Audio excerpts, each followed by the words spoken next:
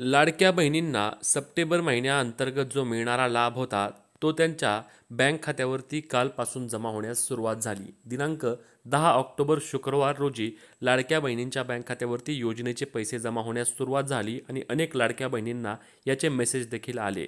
आता या योजनेचे पैसे आम्हाला अजूनही मिळाले नाहीत. आम्ही योजनेच्या सर्व अटी व निकषांमध्ये पात्र असून आम्हाला लाभ का मिळाला नाही असा देखील प्रश्न यामध्ये अनेक लाडक्या बहिणी विचारत आहेत. तर 2-3 दिवस आम्ही थांबल्यानंतर आम्हाला पैसे जमा होणार आहेत का असा देखील प्रश्न लाडक्या बहिणी करत आहेत. याची यादी पाहता येईल का असे देखील विचारत आहेत. तर या संदर्भातील सर्व सविस्तर माहिती आणि अपडेट आपण आजच्या व्हिडिओच्या माध्यमातून घेत आहोत. त्याच्यामुळे व्हिडिओ शेवटपर्यंत पाहायचा आहे. चॅनलवर नवीन असल्यास आपल्या चॅनलला सबस्क्राईब करायला आणि तुम्ही फेसबुकवर पाहत असल्यास पेजला फॉलो करायला विसरू नका, जेणेकरून तुम्हाला या सर्व अपडेट सर्वात योग्य पद्धतीने आणि सर्वात आधी मिळणार आहेत.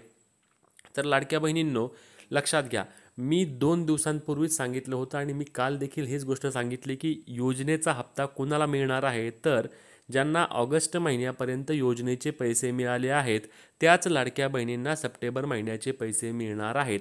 याच्यामध्ये मग आम्ही ई-KYC केली आहे, आम्ही ई-KYC केली नाही, किंवा आम्हाला जुलैमध्ये पैसे आले होते, आम्हाला ऑगस्टमध्ये पैसे आले नाहीत, जे काही तुमचे असेल, तुम्हाला जर हप्ते येणे थांबले असेल तर तुम्हाला सप्टेंबर महिन्याचे पैसे मिळणार नाहीत. तुम्ही ई-KYC केली असेल तरी देखील पैसे मिळणार नाहीत. मग तुम्ही म्हणाल असं का? आमची ई-KYC तर सरकारने करून घेतली आहे. वेबसाईटवर आमची ई-KYC योग्यरित्या पूर्ण झाली आहे. आम्ही सर्व अटी व निकषांमध्ये पात्र देखील आहे. आम्हाला चुकीच्या पद्धतीने अपात्र केलं होतं. मग आता आम्हाला पात्र करून योजनेचे पैसे द्यायला हवेत ना? तर तुमचे म्हणणे 100% योग्य आहे. परंतु लक्षात घ्या, सरकारद्वारे याबाबत काय सांगितलं गेलं आहे की आम्ही लाडक्या बहिणींची ई-KYC करण्यासाठी 2 महिन्यांची मुदत देत आहोत. म्हणजे साधारणपणे 18 सप्टेंबरला ई-KYC प्रक्रिया सुरू झाली आहे. तर 18 नोव्हेंबरपर्यंत आम्ही लाडक्या बहिणींना ई-KYC करण्यासाठी मुदत देणार आहोत.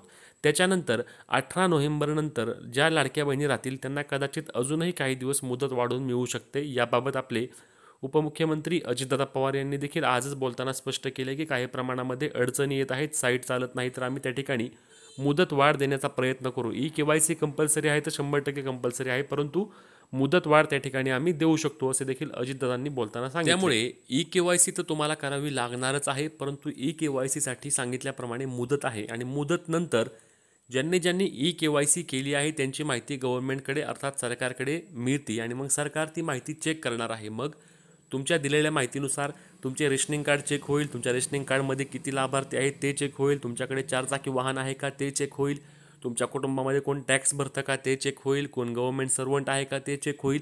सर्व ज्या अटी होत्या आपल्या त्या 7ही अटी चेक होतील आणि त्या अटी व निकषांमध्ये जर तुम्ही पात्र असाल तर मग तुम्हाला योजनेमध्ये पात्र करण्यात येईल आणि मग तुम्हाला जे तुमचे हप्ते थांबले होते ते हप्ते तुम्हाला दिले जातील, परंतु तुम्हाला आता पैसे मिळणार नाहीत. म्हणूनच जर तुम्हाला जून महिन्यापासून, जुलै महिन्यापासून किंवा काहींना ऑगस्ट महिन्यापासून जरी पैसे येण्याचे बंद झाले असेल तर तुम्हाला आता सप्टेंबर महिन्याचे देखील पैसे मिळणार नाहीत.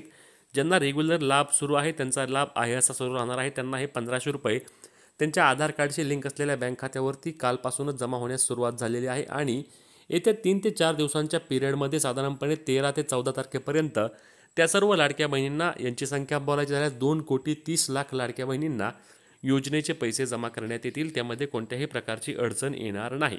आता तुमचे याच्या व्यतिरिक्त जे काही प्रश्न असणार आहेत ते तुम्ही आम्हाला कमेंटमध्ये नक्की विचारू शकता, जेणेकरून तुमच्या कमेंटवरून आपण त्या संदर्भातील व्हिडिओ घेऊन येऊ आणि तुमच्या सर्व प्रश्नांची, सर्व शंकांचे निरसन करून घेऊ. तुर्तास अनेक महिलांचे असे देखील झालेले आहे की त्यांना पैसे जमा झाले आहेत परंतु त्यांना बँकेतून मेसेज आले नाहीत. त्याच्यामुळे तुमच्या बँकेत जाऊन तुम्ही बॅलन्स चेक करू शकता किंवा तुम्ही ऑनलाईन स्टेटमेंट चेक करू शकता, जेणेकरून पैसे जमा झाले आहेत का नाही हे तुम्हाला समजणार आहे. तुर्तास तुम्हाला लाडकी बहीण योजनेचे पैसे आले का कमेंट करून सांगायला विसरू नका. तसेच ही महत्त्वाची व्हिडिओ जास्तीत जास्त शेअर करायला, फॉलो करायला आणि सबस्क्राईब करायला विसरू नका. जय महाराष्ट्र.